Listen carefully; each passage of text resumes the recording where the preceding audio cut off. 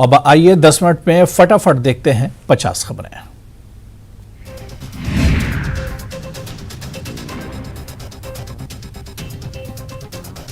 पुंछ में पिछले 18 घंटों से बारिश का दौर, बेतार नदी में बही महिला का शव हुआ बरामद।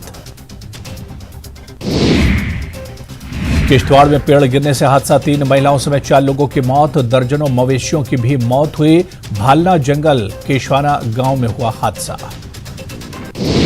3 दिवसीय G20 बैठक कश्मीर में एक अच्छे नोट पर संपन्न हुई। प्रतिनिधि कश्मीर के अतिथि से काफी खुश थे। स्थानीय लोग भी इस अंतर्राष्ट्रीय इवेंट को ऐतिहासिक बता रहे हैं और उम्मीद करते हैं कि यह इवेंट कश्मीर में सकारात्मक बदलाव लाएगा। G20 डेलीगेट्स श्रीनगर की कर रहे हैं सैर। निशाद गार्डन में इन लोगों ने सेल्फियां भी ली। G20 बैठक से विश्व को डेलीगेशन का संदेश, टूरिज्म के ब्रांड एम्बेसडर के तौर पर कार्य कर सकते हैं डेलीगेट्स। दुनिया भर में कश्मीर के लिए जाएगा एक पॉजिटिव मैसेज। G20 बैठक के शेरपा अमिताभ कांत का बयान, खूबसूरत यादें लेकर लौटेंगे डेलीगेट्स, दुनिया भर में बनेंगे पर्यटन के ब्रांड एम्बेसडर। पुंछ में भारी बारिश से बेतार नदी में बाढ़ आ जाने से उसमें एक महिला के बह जाने और उसका शव न मिलने के बाद पुलिस ने पुंछ जिले में विशेषकर मंडी क्षेत्र में अपने वाहन से अनाउंसमेंट शुरू किया है, जिसके द्वारा पुलिस लोगों को नदी नालों से दूर रहने की हिदायत दी है। अचानक हुई जोरदार बारिश से जिले भर में नदी नाले उफान पर आ गए हैं। इसे देखते हुए पुलिस लोगों को नदी नालों से दूर रहने को अलर्ट कर रही है। जम्मू कश्मीर पुलिस ने राज्य आपदा प्रतिक्रिया बल के साथ मिलकर जम्मू कश्मीर के राजौरी के सतलुज नदी में आई बाढ़ में फंसे एक व्यक्ति को बचाया, जो नदी के किनारे काम करते हुए अचानक आई बाढ़ में फंस गया था। स्थानीय लोगों ने शोर मचाया, जिसके बाद SDRF के साथ पुलिस की एक टीम मौके पर पहुंची और बचाव अभियान शुरू किया। 1 घंटे के संयुक्त बचाव अभियान के बाद व्यक्ति को सफलतापूर्वक बचाया गया। गुरेज में किशन गंगा नदी का जलस्तर पिछले कुछ दिनों से बढ़ रहा है, जिसके चलते NHPC ने आधिकारिक तौर पर प्रशासन को सूचित किया है कि निचले इलाकों में रहने वाले लोगों से सावधानी बरतने की अपील की है। जस्कार के शिक्षण संस्थानों में स्वच्छता से संबंधित उपाय किए जा रहे हैं। संयुक्त सचिव उच्च शिक्षा समिति पद्मा आंगमू के निर्देश पर कॉलेज में स्वच्छता को ध्यान में रखते हुए मॉडल डिग्री कॉलेज जस्कार के भवन में लड़कियों के शौचालय में सैनिटरी पैड, वेंडिंग मशीन और इंसिनेटर लगाया गया है। इस सुविधा का लाभ उठाने के लिए विद्यार्थियों ने केवल 5 रुपये का भुगतान करना होगा। कॉलेज में 80% छात्राएं शिक्षा हासिल कर रही हैं। छात्राओं ने इस अवसर पर आयुक्त सचिव का धन्यवाद किया।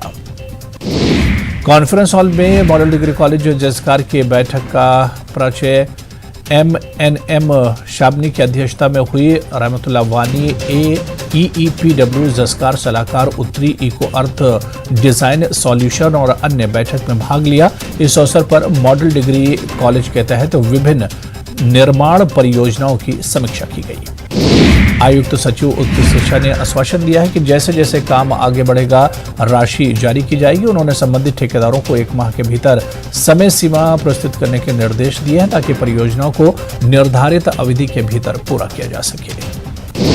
एक तरफ पूरा देश रियासी में विश्व के सबसे ऊंचे रेल पुल बनाने की खुशियां मना रहा है, वहीं दूसरी तरफ पुल के नजदीकी गांव कौड़ी के लोग ट्रेन को पुल के ऊपर न चलने देने की धमकी दे रहे हैं। धमकी देने का कारण रेलवे स्टेशन उनके इलाके में न होने की वजह है।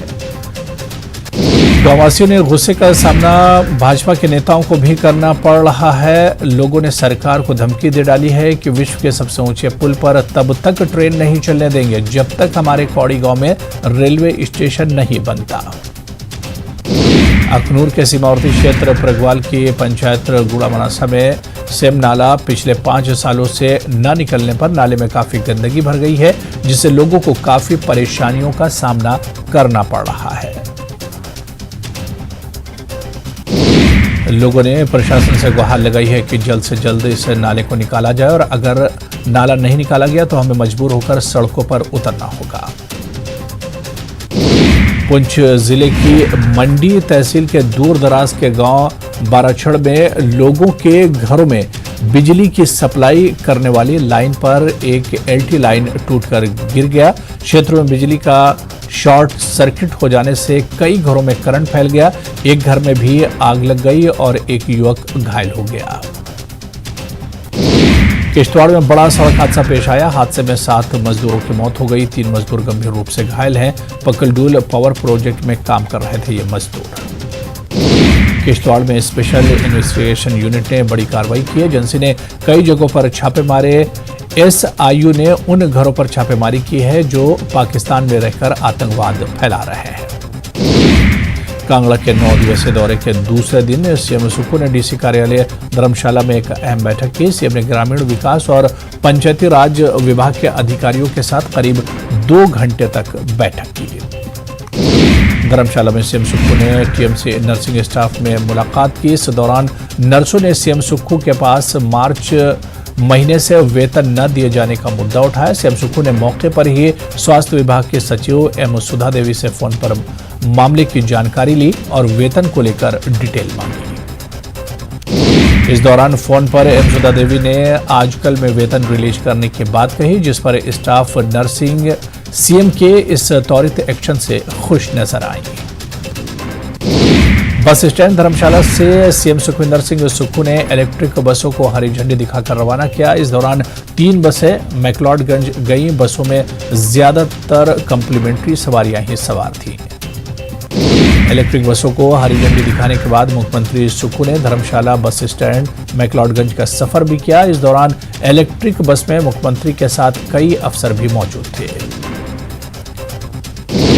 मुख्यमंत्री कार्यालय पर नेता प्रतिपक्ष के भ्रष्टाचार के आरोप पर सीएम सुक्खू ने जवाब मांगा है। सीएम ने कहा है कि सीबीआई उनके पास है, वो चाहे तो केंद्र से जांच करवा लें।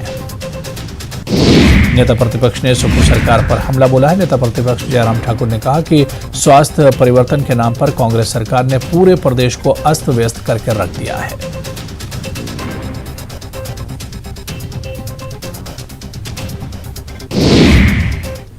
तो चलिए, इस बुलेटिन में भी फिलहाल इतना ही। नमस्कार।